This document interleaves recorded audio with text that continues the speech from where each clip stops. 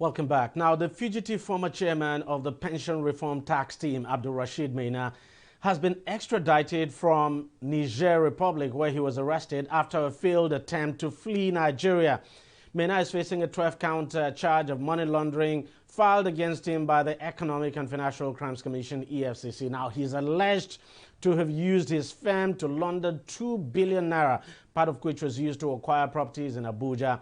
After he was granted bail sometime around August this year, Maina decided to jump bail and stopped appearing in court, leaving the presiding judge no other choice than to revoke the bail now and order him arrested anywhere he may be found.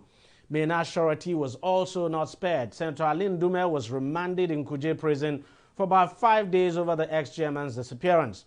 But of course, Ndume has since been granted bail as well, and Maina himself has been remanded in Kuje prison pending the conclusion of his trial. Now, this is actually not the first time, I should say, not the first time, of course, that we would be seeing drama in this Maina's case. As a matter of fact, this case has been tainted by drama right from the very beginning. Joining me now to discuss this further is Jitu Ogunye, who is a lawyer. Thank you very much, sir, for joining us on the program.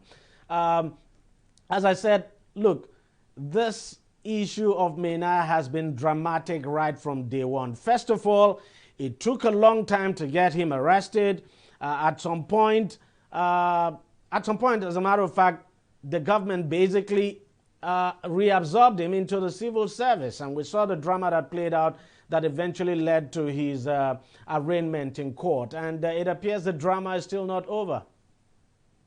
Well, it's been a sordid drama right from the beginning.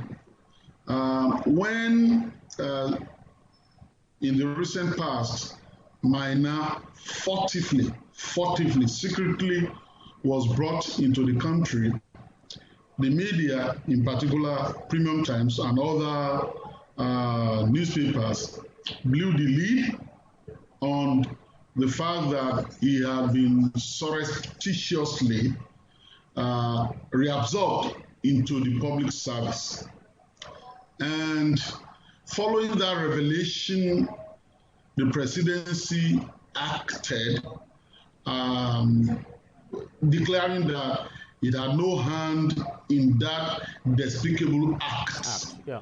And following that, Maina, who had been running right from day one, who went and hid in Dubai, who had the unfortunate grace to play court, to receive the Attorney General of the Federation in Dubai, who himself claimed that before he went to Dubai to meet His Excellency Rashid Maina, he consulted with the National Security Advisor, Mr. Mangunu.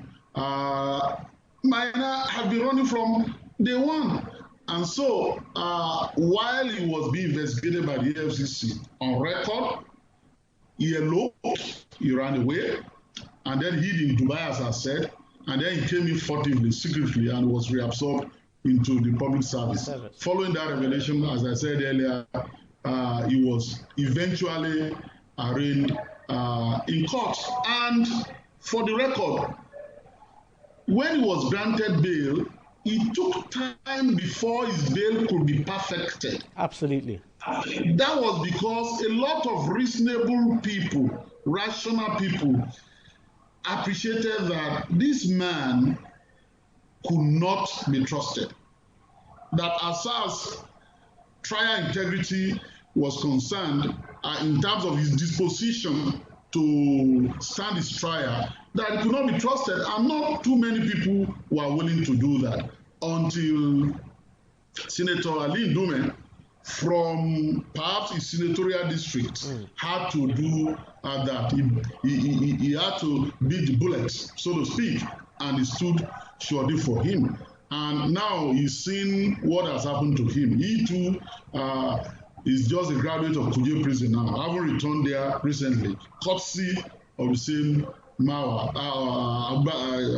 Rashid Maina, who now has been extradited from Niger Republic and eventually has been brought to court and sent to jail.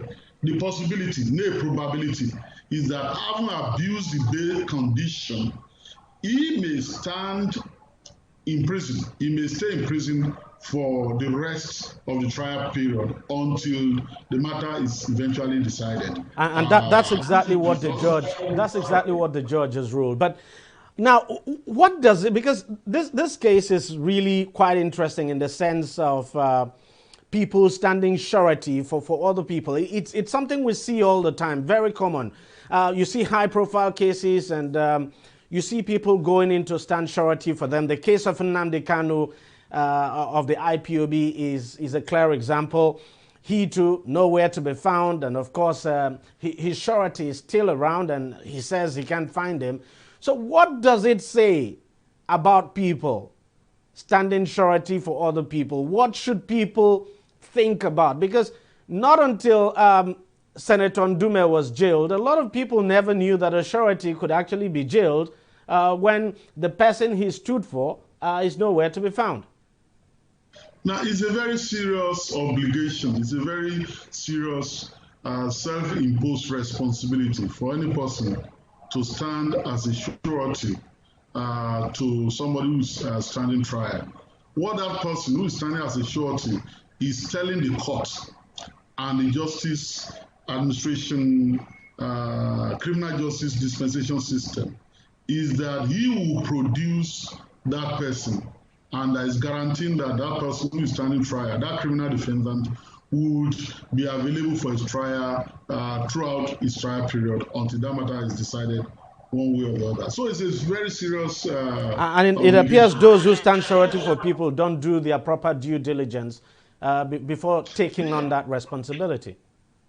They do. Many assume that a person who's been done a favor of being afforded his temporary liberty, so to speak, while his trial lasts, will not ordinarily pay the person who is his benefactor in back coins. You know, that's the assumption, and that assumption, I dare tell you, is a rational assumption.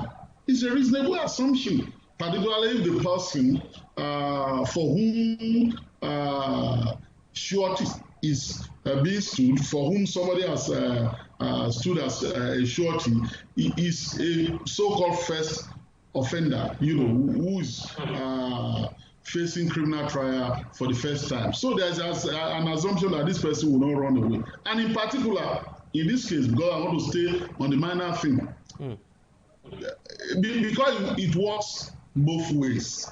Maina demonstrated that it was a flight risk right from day one, and that he was a fugitive from justice. Indeed, elsewhere I called him a scofflaw. The Senate summoned him, 7th Senate, to come. He refused to come. The FCC wanted him. He refused to show up. There was a panel that was set up in the bureaucracy, in the public service, for him to come forward and stand administrative trial. He refused to go there, you know, and he ran away. So there was therefore the possibility that anybody who wanted to stand as a surety for him will think twice before doing so. But there is also the opposite scenario, that having run and failed to run away permanently, you know, having taken so much time for him to be brought to justice. And when he was eventually brought to justice, his son was also a co-criminal defendant, that he will have acquired sobriety, that he will have realized the futility of running, and that he will be calmer, and that he will wish ordinarily, since he claimed that he was innocent, since he was going on television saying that he wanted to help Nigeria recover money and that he was being persecuted, you know, there is the belief that he will be willing to stand his trial, and therefore anybody you know, who is of reasonable intelligence would then say, oh, this man has gone through it all. It's not likely that it's going to run away. Unfortunately for Senator Ndume, I think that he's learning his lesson the hard way, because if he had any faith in Maina, I think that faith had been shattered. And I can guarantee you, nobody will be willing to stand as a shorty for him any longer. So going forward, I mean, do you expect to see more drama in the coming days as the case goes on? Because the truth is that, as you've clearly said, he's always demonstrated his willingness to run away from the law, so to speak. And who knows, maybe tomorrow the court might consider granting him a bail. I do not know. But do you expect to see any drama again in the coming weeks as this case unfolds? Usually, as we've seen for some time now, cases of high-profile, politically exposed persons or criminal defendants, high-profile cases, their cases are always full of drama. They are always characterized with drama. And in this drama, this sordid drama, I call it again, there are many facets. We've just seen one which has been botched, thank God, running away from the justice system and then being caught and being made to come back to face trial. Now, there could be other facets, there could be other acts and scenes in this drama. Feigning illness that could not be treated in Nigeria may be one. He's done it before anyway. There was a time he actually came to court I think on a stretcher or so. Yes, so and the stretchers are still out there. The stretchers are still out there. Even on a wheelchair. We've been told now that we already have vaccine to COVID. As soon somebody present in court tomorrow and say that yes, it's COVID positive. So it's always full of drama. But the duty of the judges, the duty of the criminal case trial judge is to be fair and to be unwavering and to be focused on the need to do justice, not only to the accused person, but for the society at large. Because justice, as Justice Oguta once said, is not even a two-way traffic, it's a three-way traffic. The victim of the crime, the criminal defendant who is saying that he deserves justice too, or he wants justice, and then the society at large. And so once the court remains focused, and I must say that this trial judge has demonstrated his capacity, which is the right thing to do to ensure that justice is done. Let me speculate here a little.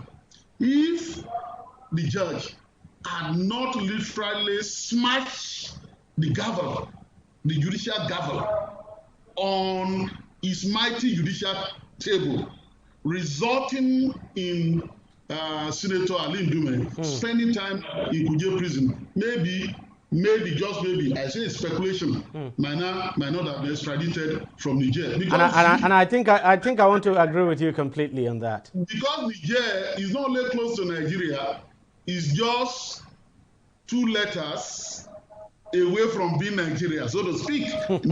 Nigeria, right? So exactly. If that had not been done, we may not be seeing this result. And this is good. This is good because the principle of equality before the law, which I'm always fascinated by, which I'm always excited about, is the demonstration of the capacity of the judiciary to treat unequal persons equally. The powerful and the powerless, the rich and the poor, the politically connected and the plebeians, treat everybody equally. And if this could happen to Maina, then other criminal defendants out there who perhaps think that they can confront the justice system, defy the system, do whatever they like, will take a hit and will know that if the high and mighty could be brought to the threshing floor of the justice system, of the criminal justice system, then the lowly we will have to beware of what they want to do, as far as the justice delivery system is concerned. All right. Mr. Jiti Ogunye, thank you very much for joining us on the program and for your time. Thanks a lot. Always my pleasure. Thank you. All right. Okay, we'll take a short break and we'll be right back. On DEJI360, we don't just ask the questions. What is wrong with amending the Constitution the way the National Assembly members have been doing it? We seek answers. Constitution is constituent. Our problem is not lack of laws. Our problem is lack of the willpower to implement our laws. Answers that provide clarity. While we negotiate, we should try to make it a point that the girls must be complete. The clarity you need to make informed judgment so that you can make the right decision and take action. People are saying it is you politicians that are responsible for this, that you are the reason why this is happening. All these dollars that call themselves governors in this country. I wish we had people like Tony at the National Assembly. God forbid that I go to join that DEJI360, providing clarity to issues.